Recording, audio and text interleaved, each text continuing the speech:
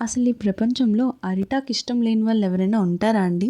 నాకైతే అరిటాకు పిచ్చి. అరిటాకులో రోజు భోజనం పెట్టి తినమన్నా నేను శుభ్రంగా తిని పెడతాను.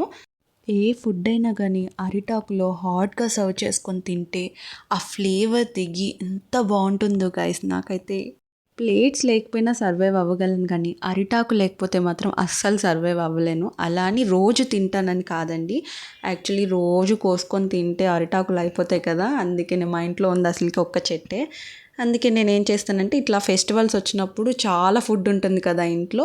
అంటే చాలా టైప్స్ ఆఫ్ ఫుడ్స్ ఉంటాయి కాబట్టి హాట్‌గా సర్వ్ చేసుకొని ఆకు మొత్తంలో మంచిగా క్లీన్ చేసుకొని ఫుడ్ ఎంజాయ్ చేస్తూ తింటే ఆ ఫ్లేవర్స్ దిగి అదిరిపోతుందనుకోండి. ఇంకా మీకు అసలు విషయం చెప్పలేదు కదా! ఇది వరలక్ష్మి వ్రతం కోసం నేను చేస్తున్న డెకరేషన్ అనమాట.